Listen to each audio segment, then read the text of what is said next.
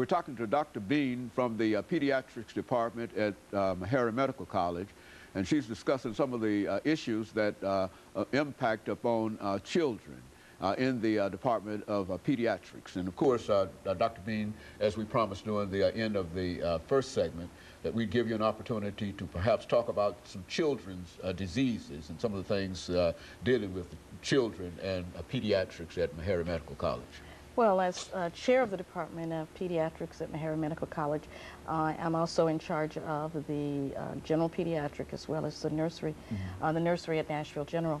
And so we see children all the way from 0 to 21. By the way, I figured I might as well pronounce my name for those of you who see it on the graphics but don't know how to pronounce it. It's Excelina. Excelina. My mother named me that. That's the way it is. Okay. And so you just remember to pronounce the X. So if you're trying to find or need a pediatrician and you specifically want Dr. Bean, then it's Dr. Excelina Bean. Very good. We start with this issue of the problems of children, and most people don't think of children as having a lot of problems. But many people don't realize that Tennessee, for example, rates number 47 in terms of infant mortality relative to the country as a whole. And that's a really bad statistic. It is. There are very few states who have worse infant mortality rates than we do. So that means that the problem of children in this state start at birth, or in this case start even before they are born. And there is a whole set of programs which, many of which are coming out of the county in the state of Tennessee that are beginning to address those particular issues of infant mortality. Then we have to address issues related to prevention of childhood diseases. One of the big issues in pediatrics is that we're into prevention. So a lot of what we do is preventive services, and that means, for example, immunizations.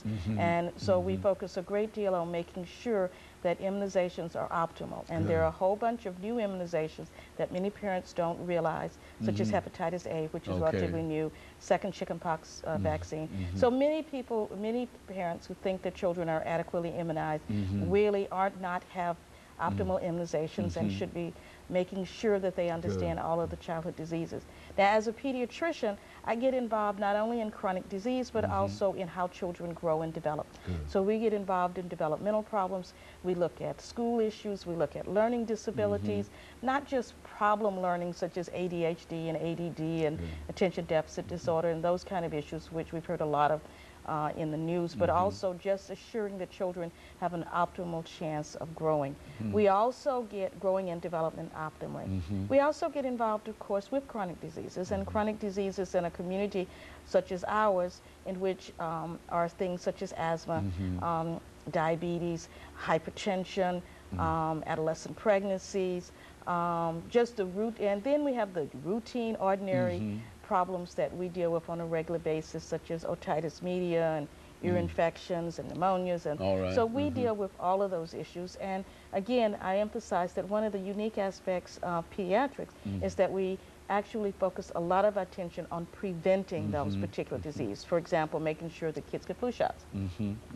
And so all of these things play into what you do at Meharry, dealing with children. And of course, you classify those from almost from birth up to as late as 21 years of age, 24 years of age, I think you mentioned. Now, one of the big issues that we have to deal with, I think, Dr. Bean, is this whole issue that we've made quite recently, and I think one of the things that encouraged us to have you here, and that was this whole issue of childhood obesity. Let's speak to that from the position that some of the things that you said in reference to that, but at the same time to perhaps give us some information relative to what we might be able to do to really combat this. And let's take as much of this segment as we possibly can, as well as the last part of this particular show. Well, you know, we can talk about childhood obesity in terms of prevention and also in terms of treatment. So I thought initially what we might want to do is just talk about prevention. Prevention is generally classified as primary prevention, keeping children from becoming obese. Secondary prevention, trying to minimize the, when they become obese, trying to minimize the complications of them being obese, and also trying to address helping them to not be obese and treating them. And finally, addressing when they are obese and they get the complications associated with obesity. How do we minimize the complications? So in terms of primary prevention, the main issues are you become obese because you take too many calories in, or you take in too much energy in the form of food, and you don't use it up adequately. So what that means, we eat too many foods that are high in calorie and not the right kind of calories that your body actually needs and can optimally utilize, and we don't exercise enough. And for children, that means inadequate physical activity. And as you know, there have been a lot of changes which have contributed to that inadequate physical activity. Something as simple, which doesn't seem to be very simple, because it's important for children to learn to read. But very often, in exchange for giving them more time in the classroom with what we considered hard subjects like reading and math and stuff, we took it away from them being able to get outside and exercise. So we never thought, 20 years ago, we never thought of childhood obesity because most children were utilizing all of the energy that they could by running and being children and by exercising. Now, gym has become almost another class. So you get a certain number of credits in the course of the time you're in school, but we no longer have that issue of children being able to just be out and play as part of school. In addition to that, we live in communities very often, especially in communities that I work in which it is often not necessarily safe for children just to be out on the street. So when I grew up in Winchester, Tennessee, I mean, we were out there in the streets all the time. The whole neighborhood was our parent. They watched us, but we were basically in the streets, in the fields, etc. Well, that no longer occurs. Children are inside. It's not safe for them to be on the streets. Their families don't feel it's safe. So they're inside the house, they're watching TV, they're playing video games, and they are not exercising. So as a result of that, this, and they also, families work. Both parents work.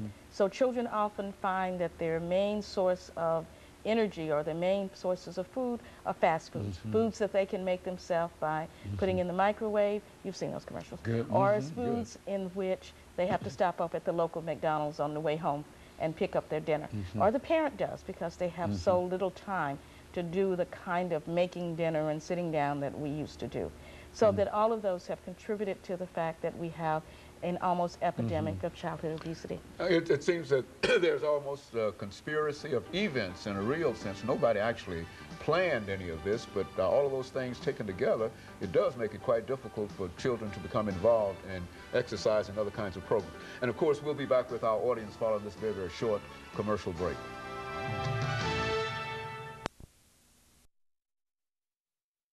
At Meharry Medical College.